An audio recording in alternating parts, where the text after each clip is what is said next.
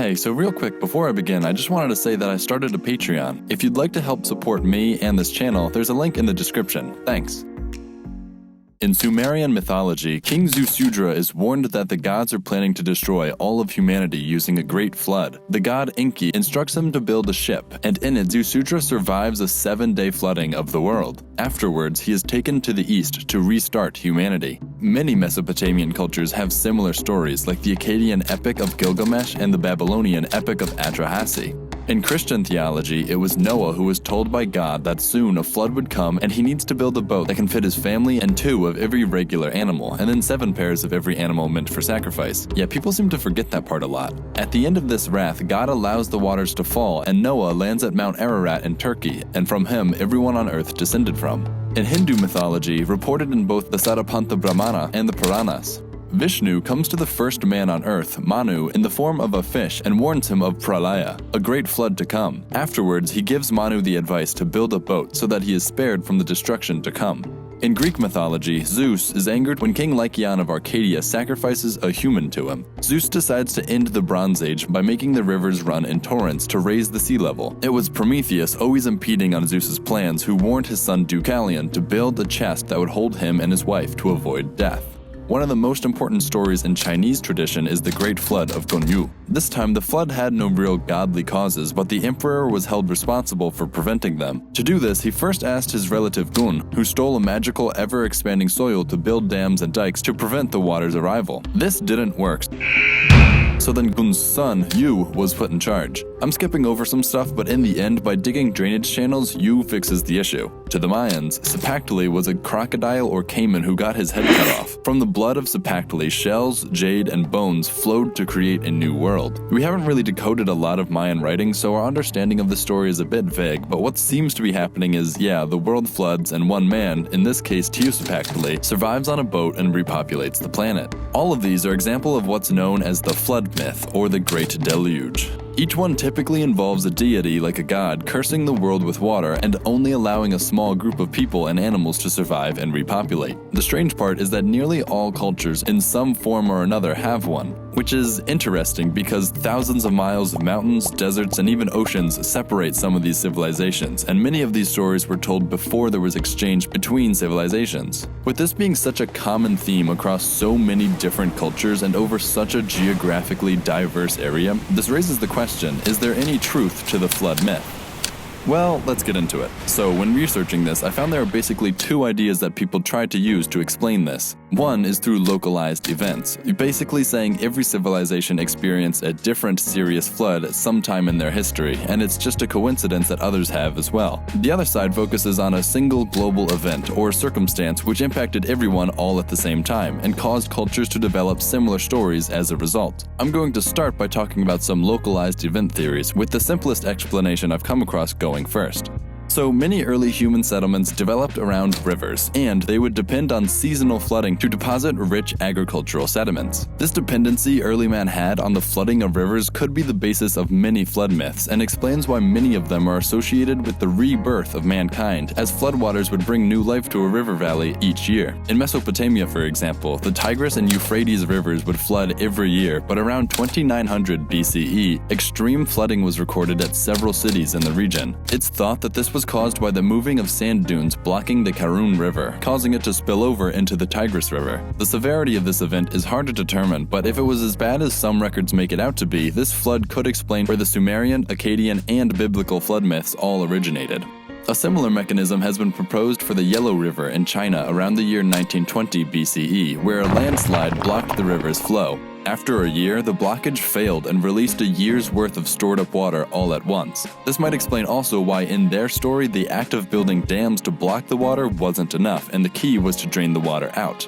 But then there were people like the Greeks who didn't always live directly beside the banks of a river, and for everyone in the Mediterranean there's a different explanation. Around the year 1600 BCE, on the island of Thera in the Aegean Sea was a massive volcanic eruption causing much of the island to crumble into the sea. It went from looking like this to this. This was one of the largest volcanic events in recorded history, and the subsequent landslide created a massive tsunami throughout the Mediterranean region, causing wide-scale flooding throughout many human population centers. This event has been alluded to in texts as far away as ancient China, but it's debated how far inland the tsunami could have made it. Elsewhere in the world, around the year 2900 BCE, a meteor is said to have crashed into the Indian Ocean. Evidence for this can be found in the Burkle crater site off the east coast of Madagascar. The crater is roughly 30 kilometers in diameter and would have created a mega tsunami, which is the scientific term for a very, very, very big tsunami. This event could have affected nearly all coastal lands on the Indian Ocean, but even including all of these events, there are still many cultures across the world without a refined explanation. These inconsistencies have led many to speculate about a worldwide mechanism or a global event, which imprinted itself on the memories of nearly all cultures at the same time. Of course, a lot of these speculations aren't fully backed up by science, but there are 3 ideas I think are plausible. And again, I'll start with what I believe to be the most simple of these explanations. So, because of the movement of plate tectonics, land that was previously under the sea can be pushed above the water and even form mountains. This can lead to ancient rocks containing fossils and shells to make it up to high elevations. When ancient people found these shells and fossilized sea creatures atop mountains, many believed this to be evidence that the entire world had, at some point in the past, been completely submerged in water. Since many places that are today above water were once submerged, this phenomena could have been observed across the planet. And if it wasn't the reason the flood myth began, it definitely served as evidence for many early people to prove that it happened. Another theory places the Great Deluge as far back as 6400 BCE. The last glacial period was coming to a close, and the glaciers covering North America were melting. Except, instead of draining out, a lot of the water drained into a massive lake in the middle of the glacier. This lake, called the Lake Agassiz, was possibly the largest lake Earth has ever seen, covering up to 4,400 square kilometers, which is way bigger than the Caspian Sea, the largest lake on Earth today.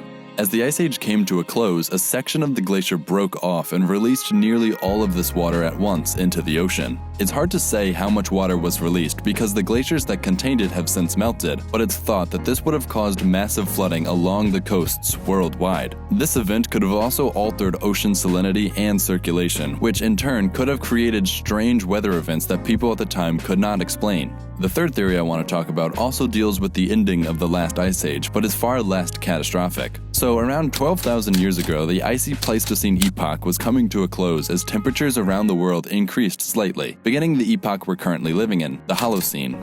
This increased temperature caused the retreat of glaciers that had extended far beyond the poles. As these meltwaters entered rivers, lakes, and eventually the oceans, the planet's sea level rose by up to 125 meters. If we look at a map of the world before this happened, we can see large areas of land exposed that aren't today. Some places to note would be the Persian Gulf, which was a hub of early human activity and was completely dry and presumably inhabited at this time. Large portions of India's coastline were also above sea level at this time, and huge parts of Southeastern Asia was habitable as well. In the Mediterranean, the Tyrrhenian Sea beside Italy was completely dry, and a lot of the Black Sea was likely populated too.